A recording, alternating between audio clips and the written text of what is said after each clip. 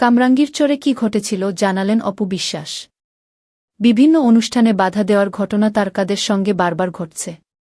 প্রথমে চট্টগ্রামে মেহজাবিন চৌধুরী, পরে টাঙ্গাইলে পরিমণি, এরপর রাজধানীতে তোপের মুখে একটি অনুষ্ঠান বাতিল করতে হয়েছে অপু বিশ্বাসকে।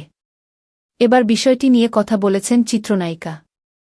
গত ২-৮ জানুয়ারি কামরাঙ্গীচরে একটি রেস্তোরাঁর উদ্বোধনে প্রধান অতিথি হিসেবে উপস্থিত থাকার কথা ছিল অপুর। কিন্তু স্থানীয় কিছু মুসল্লির আপত্তিতে অভিনেত্রীকে ছাড়াই রেস্টুরেন্টের উদ্বোধন করেন মালিকপক্ষ। পুরো বিষয়টি নিয়েই শুরু থেকে নীরব ভূমিকা পালন করলেও বৃহস্পতিবার ৩ জানুয়ারি একটি গণমাধ্যমে বিষয়টি নিয়ে কথা বলেছেন অপু। তিনি বলেন, মালিকপক্ষ থেকে যোগাযোগ করে বলল, আপু টাইম শেষ।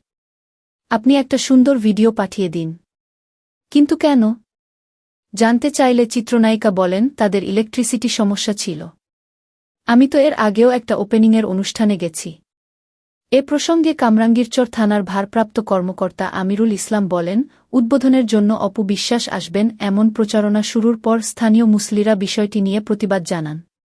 এরপর রেস্টুরেন্ট মালিকেরা জানান, অপু বিশ্বাসকে আনলে যদি মুসল্লিরা বিশৃঙ্খলা করেন, আপত্তি জানান, তাহলে আমরা অপু বিশ্বাসকে আনব না। আমরা ব্যবসা করব। লোকজন নিয়ে চলতে হবে। কারো সঙ্গে আমাদের বিরোধের দরকার নেই। এরপর অপু বিশ্বাসকে ছাড়াই রেস্তোরাঁর উদ্বোধন সম্পন্ন হয়েছে। এই ঘটনা নিয়ে চিত্রনায়িকা মাহিয়া মাহি বলেন, দুঃখিত অপু বিশ্বাসদি। আমাদের শিল্পীদের মধ্যে ইউনিটি কম থাকার কারণে তোমাকেও এভাবে অপমানিত হতে হলো। তা না হলে মেহজাবিন, পরিমণির পর আর কোনো শিল্পীদের এভাবে অপমান করার আগে ৫০০০ বার ভাবতে হতো।